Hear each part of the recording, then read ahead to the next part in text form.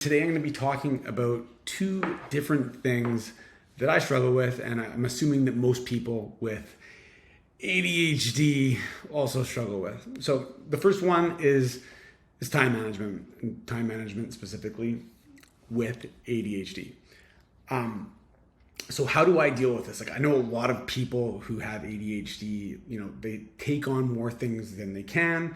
They get halfway through the day and they realize, oh shit, I'm so far behind. There's no way I'm going to catch up with this. They get overwhelmed, they get anxiety, and their mental health takes a beating. I've been there. I know what it's like. So the first step in managing your time effectively with ADHD is, honestly, it's pre-planning. The best thing that you can do is start the night before and just take a once over on what your day's going to look like and kind of try to pre-plan exactly what you're going to do.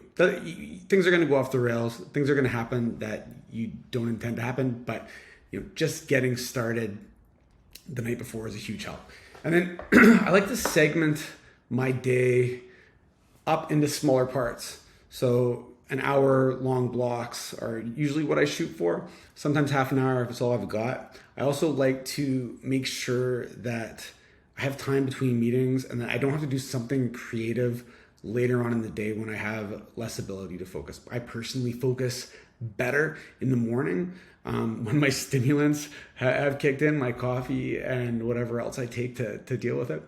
But so I try to plan the important things that are going to take the most work, or the most exciting things closer to the beginning of the day. But what I do is I use digital calendars quite a bit. So this isn't my calendar, but as an example, I try to make sure that things are blocked off. And sometimes I'll use like a Pomodoro with timers so that I know when to stop. There's been plenty of times in my life where I've missed 15 minutes of a meeting because I've been so hyper focused on what I was doing that I forgot to evaluate what time it was. And then a big thing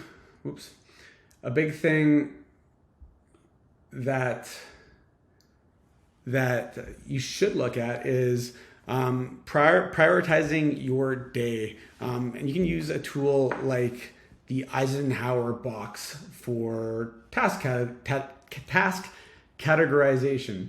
So you basically take all the tasks that you have, write them down on a piece of paper, and then there's this quadrant. So in the top left quadrant, which is urgent and important, you want to put the tasks that have deadlines or consequences. Deadlines and consequences are extremely important with ADHD because with the executive function that we have, if there's no consequence for not doing something, you are not going to do it. I'm going to repeat that again. If there is no consequence for not doing something, you are not going to do it. You're going to go do something else that gives you dopamine. You have your not urgent but important section. These are tasks with unclear deadlines. They're going to contribute to long-term success, but they don't need to be done today. You should have an idea of when they need to be done and how long they take to do. But you can schedule those for later in your calendar. Then you have not important. So we're going to put these into two categories. Delegate.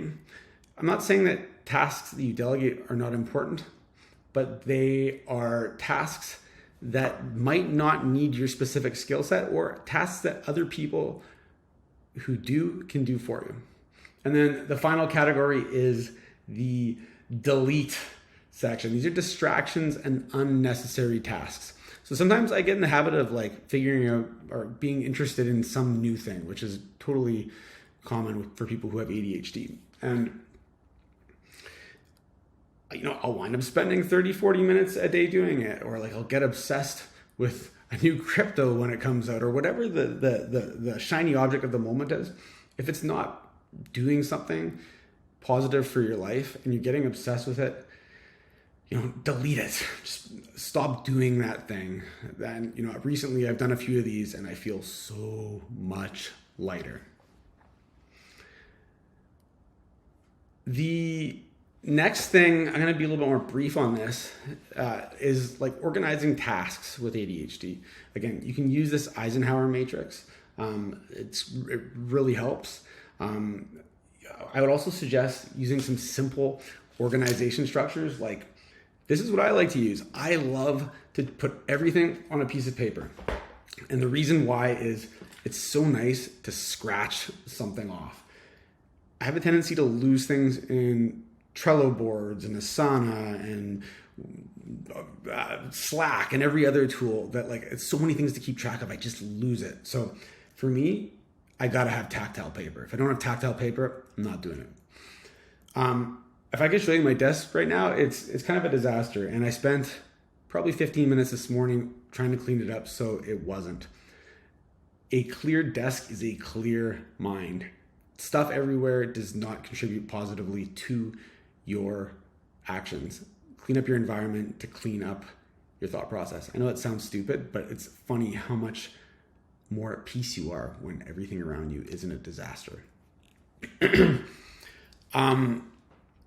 And then, like, this one's huge. You know, again, executive function sucks in people with ADHD. There's a lot of things that you are not going to enjoy doing, and they fall into this delegate section. If you have the resources to do it, I'd highly recommend getting an assistant, whether it's a virtual assistant or an in-person assistant. This person is going to transform your life. You'll be able to have them organize your meetings. You'll be able to have them do basic tasks like categorizing invoices and receipts. There's all sorts of things that you can give to them that they excel at, especially if they don't have ADHD, that you are never going to enjoy. So the goal is to surround yourself with people who can support you where you are strong, and they can support you where they are strong. Anyways, that is part number 1 of this ADHD series. Keep on watching or keep on following me if you want to see future videos. I'm gonna have a ton more tips that will help you continue to grow your business despite having ADHD.